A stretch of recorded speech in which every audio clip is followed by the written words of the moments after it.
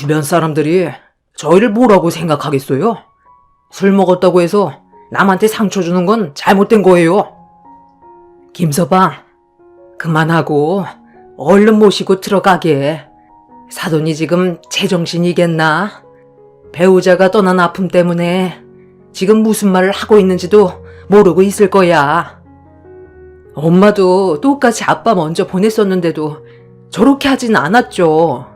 어머님이 저러는 건 그냥 화풀이 하는 걸로밖에 안 보인다고요.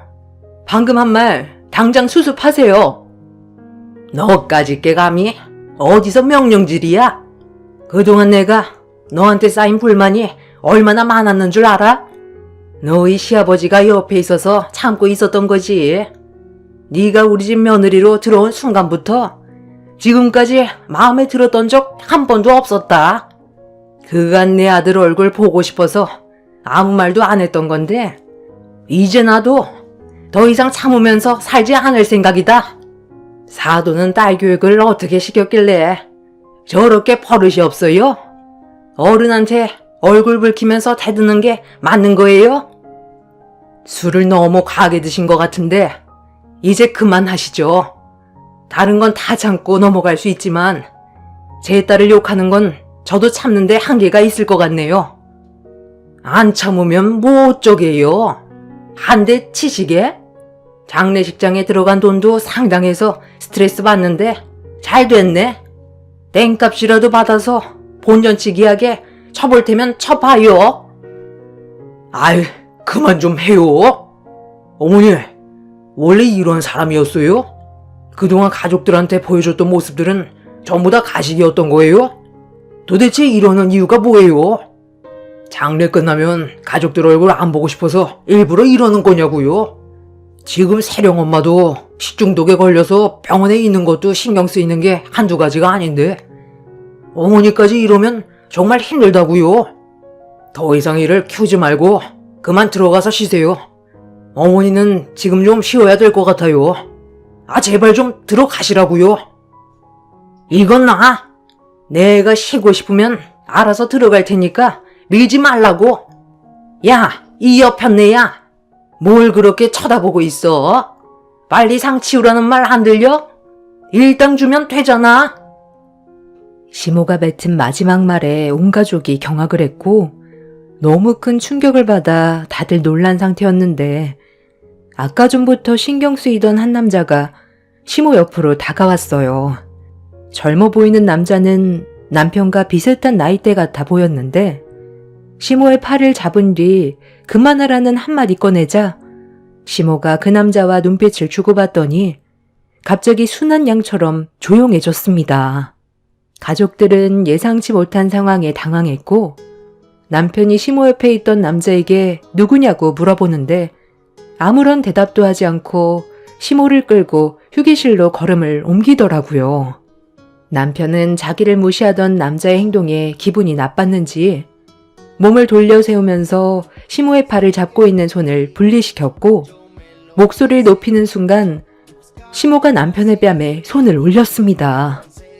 순식간에 벌어진 일이라 너무 놀랐고 아주버님까지 시모의 팔을 잡으면서 뭐 하는 거냐고 화를 내자 시모는 아주버님의 얼굴에도 손을 올려 버렸어요.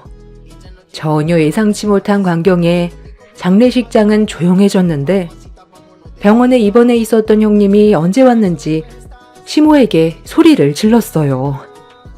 지금 그이한테 뭐 하는 짓이에요? 왜 잘못도 없는 사람한테 손을 함부로 올리는 건데요? 아버님 떠나셨다고 정신줄을 놓은 거예요? 저 남자가 누군데 어머님 자식인 이 사람한테까지 손을 올리는 거냐고요? 저기요, 그쪽이 누구냐고 물어봤잖아요. 처음 보는 얼굴인데 설마 어머님이랑 바람 피운 관계세요? 쓸데없는 말 할 거면 너도 앞치마 두르고 일이나 도와라. 네가 작은 며느리보다 더 꼴보기 싫은 거 알고 있냐? 갑자기 식중독에 걸렸다는 게 웃기지 않아? 한창 바쁠 때 식중독에 걸려서 병원에 입원했다는 거 솔직히 조문객들이 많이 올 거 뻔히 알고 있으니까 한가해질 때쯤 오려고 미리 계획했던 거잖아. 아니, 무슨 말을 그렇게 하세요? 지금도 상태가 안 좋은데도 동서가 고생하고 있을 게 눈에 훤해서 좀 더 입원해 있어야 된다고 했는데도 힘들게 온 거라고요. 그리고 제가 식중독 걸리고 싶어서 그런 것도 아니잖아요. 술을 드시려면 곱게 드시던가. 가족들한테 상처 다 주면 어머님한테 남는 게 뭔데요? 속이 후련하세요? 너희들 더 이상 필요 없다. 장례식 끝나면 어차피 얼굴 볼 생각 조금도 없었어. 나도 지금까지 할 만큼 했거든. 내가 그동안 너희들이 마음에 안 들었는데도 지금까지 참았던 게 왜 그랬는지 알아? 끝까지 숨기고 절대로 들키지 않아야 나한테 불이익이 안 오거든. 너희들이 모르는 것들이 수도 없이 많다. 할 도리는 해야 되니까 장례식 끝날 때까지만 봐주는 거야. 지긋지긋했던 내 인생에도 이제야 빛을 보게 됐는데 더 이상 너희들 얼굴 볼 필요 없잖아. 시모는 완전히 다른 사람으로 변해 있었어요. 평소 알던 모습이 아니라서 가족들 모두 놀라고 있었는데 어디서 소리를 지르냐며 장례식장 안으로 시댁 일가 친척분들이 줄지어 들어왔습니다. 일가 친척 전원이 고함을 치자 시모의 얼굴빛은 갑자기 새하얗게 굳어버렸고 당황한 얼굴로 시댁 친척분들을 노려보고 있었습니다. 그리고 시모 앞으로 가까이 걸어간 시 큰아버지께서 시모에게 손을 내밀었어요. 알 수 없는 행동을 보이자 시모가 시 큰아버지를 쳐다만 보고 있었습니다. 내놔. 내 말 무슨 뜻인지 몰라? 지금 내 동생 재산 내놓으라고. 오늘 줄초상 한번 치를까? 장례 끝나면 내 동생 재산 가지고 저놈이랑 도망칠 생각이었지? 내가 이때가 오기를 손꼽아 기다리고 있었는데 정신 나갔다고 그이가 남긴 재산을 도해내겠어요? 어차피 법적으로 모든 재산은 제 이름으로 옮겨지는 건 당연한 거고 저도 지금까지 그 사람 한 사람으로서 최선을 다하며 살아왔었기 때문에 재산에 대해서는 아주버님이 관여할 수 있는 문제는 아니죠. 오셨으면 식사나 하고 가세요. 내 동생이 그동안 모르고 있을 줄 알아? 알면서도 눈 감아줬으면 감사하게 생각하고 몸만 나가면 되지. 내 동생 재산까지 전부 가지고 가겠다고? 방금 얘기했잖아요. 지금까지 할 만큼 했으면 된 건데 뭘 더 해야 되는 건데요. 눈 감아준 걸 아니까 저도 집안의 균형을 무너뜨리지 않기 위해 최선을 다했잖아요. 그래서 내 동생 재산을 내놓지 않겠다는 거야? 그럼 애들은 어떻게 할 건데? 이런 사실을 모르고 살았던 애들 입장은 생각해봤어? 저놈, 네가 바람 피워서 낳은 자식이잖아. 우리 가족들과 피 한 방울 섞이지 않은 완전 남의 자식이라고. 바람 피웠던 놈이 도망치다가 사고로 죽는 바람에 뱃속에 있는 아이한테는 죄가 없으니까 내 동생이 그동안 모른 척하고 지냈었던 거잖아. 그때 당시 엄마가 필요했던 아이들한테 상처 주기 싫어서 내 동생은 계속 참고 살아왔었고 바람 피워서 태어난 아이 부족함 없이 키우게 해줬으면 이제 조용히 떠나면 되지 재산까지 가져가려 해? 너는 내 동생 재산 가져갈 수 없어. 그 사람과 약속한 게 있거든요. 자기가 눈을 감기 전까지는 애들이 이 사실을 몰랐으면 좋겠다고 했었는데 솔직히 저는 평생 입 다물고 살아야 될 줄 알았어요. 이런 사실을 애들이 알면 안 되니까 건강을 철저하게 관리하길래 평생 입 다물고 살아야 하나 싶었거든요.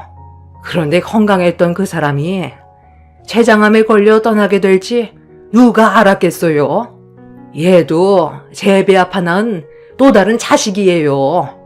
당연히 행복해야 될 권리가 있고 그동안 외롭고 힘들게 살아왔기 때문에 이제는 행복하게 해주고 싶어요. 그래서 나에게 넘어온 재산 제 아들한테 다 퍼줄 거예요. 그이가 이미 저를 용서했는데 아주버님이 나한테 뭐라고 할 처지는 못 되죠.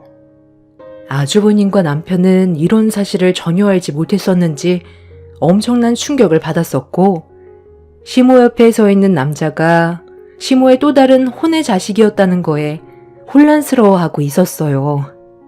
더군다나 시모가 시부 몰래 바람 피워서 낳은 자식이었다는 건 시모의 행동이 옳지 않았다는 거였는데, 이런 사실을 알면서도 시부는 자식들을 위해 눈물을 삼켜야 했고 이혼을 하지 않았습니다. 시부는 뱃속의 아이는 받아주지 않았고 시모는 태어난 아이까지 책임을 져야 하는 상황이라 시부의 도움을 받을 수밖에 없었습니다. 시부는 아주버님과 남편의 양육자가 필요했고 시모는 비슷한 시기에 태어난 아이의 양육비가 필요했기 때문에 서로 필요한 걸 주고받으며 그동안 자식들 몰래 살아오고 있던 거였습니다. 췌장암이 스트레스에도 많은 영향을 준다고 들었는데 시부는 그동안 시모와 살면서 스트레스를 운동으로 풀었던 것 같아 보였어요. 하지만 내적 스트레스는 병으로 남아 결국 췌장암으로 이어진 것 같아 안타까움을 느끼게 되었습니다. 그리고 시 큰 아버님은 시모를 상대로 법적 소송을 걸겠다며 압박을 가했고 시부가 남긴 증거물 몇 개를 장례식장 안에서 보여줬습니다. 가족들 모두 그 영상을 보게 됐는데 이미 시부는 시모 몰래 숨을 거두기 전까지 많은 걸 정리해 놓은 상태였어요. 보통은 시모가 혼의 자식에게 재산을 주기 위해서는 시부와 친자 관계가 등재되어 있어야 법률상 효력이 발생해 시부에게 재산을 상속받을 수가 있는데 시부는 숨을 거뒀어도 혼외자를 자신의 자녀로 인정할 수 없다는 의사표시를 영상으로 직접 만들어 두었어요. 어떠한 재산도 혼외자에게는 남겨주지 않을 거라는 유서를 영상으로 확실한 증거물을 남겨두었고 시부의 재산은 불우한 이웃을 돕기 위해 일부 기증까지 되어 있는 상태였습니다. 그리고 남겨진 재산은 남편과 아주버님한테 돌아가는데 이 모든 걸 시 큰 아버님께서 관여할 수 있게끔 영상으로 증거물을 만들어 놓았습니다. 그리고 마지막으로 시모에게는 그동안 자식들 키운 거에 대해서는 고생했지만 결혼 생활 동안 바람 피워서 아이까지 낳은 거에 대해서는 눈을 감는 그 순간까지도 용서할 수 없다며 지금까지 먹고 살게 해준 것만도 감사하게 생각하라면서 시모에게는 재산에 대한 권리를 박탈하겠다는 유언을 남기셨습니다. 시모는 시부가 남긴 유언의 영상을 보더니 새하얗게 굳어버렸고 시 큰 아버님은 시부의 장례가 끝남과 동시에 법적으로 이 문제에 대해 소송을 제기했어요. 그리고 지금 현재 법적 공방이 오고 가고 있는 상태입니다. 시부의 유언이 어느 정도 적용은 되어 시부의 재산은 아주버님과 남편이 거의 대부분 가져가게 되는 걸로 마무리가 되어가고 있지만 시모가 그동안 시부와 살면서 법적 관계를 유지해온 부분과 이혼을 하지 않고 서로의 이득을 위해 합의하고 부부관계를 이어온 거에 대해선 법률상 부부임을 인정하는 거기 때문에 재산의 일부분은 시모에게도 어느 정도 돌아가게 되는 걸로 틀이 잡혀있는 상태입니다. 시 큰 아버님은 시모에게 땡전 한 푼 쥐어줄 수 없다면서 현재 항소를 제기했어요. 그리고 이 일이 있고 난 이후부터 아주버님과 남편은 시모의 얼굴을 단 한 번도 보지 않았습니다. 과거의 행동에 대해선 모두가 용서하고 싶지 않은 것 같습니다. 시모는 바람 피워서 낳은 자식도 똑같이 배 아파 낳은 자식이기 때문에 본인한테는 아픈 손가락이라면서 아주버님과 남편에겐 그동안 많은 사랑을 줬으니 이제는 혼의 자식에게 남은 인생을 쏟아낼 거라면서 시모는 미련도 없이 등을 돌렸어요. 그래도 함께 살아온 세월이 있는데 어떻게 조금의 고민도 없이 등을 보일 수 있는 건지 이해가 되지 않더라고요. 이 일로 인해 시모와는 완전히 연을 끊게 되었지만 차라리 잘 된 것 같아요. 남편이 시모와 혼의 자식을 보면서 스트레스 받다가 시부처럼 암에 걸리느니 차라리 얼굴 안 보고 사는 게 속 편할 것 같습니다. 나중에 병들어 몸 아프게 되면 분명 땅을 치고 후회할 날이 올 겁니다. 이런 말도 안 되는 기가 막힌 일들이 눈앞에 펼쳐졌다는 게 아직까지 믿어지지가 않네요. 시 큰 아버님이 시모의 혼외 자식을 뒤에서 몰래 조사를 해봤다는데 제대로 된 가정 환경에서 자라지 않고 커서 그런지 시모가 주는 돈으로 거의 매일 노름빵을 드나들고 있다는 말을 들었는데 시모는 아직까지 그 사실을 모르는 것 같아요. 나중에 얼마 되지도 않는 남은 돈까지 전부 다 탈탈 털리고 나면 머리 굽히고 들어오려 하겠죠.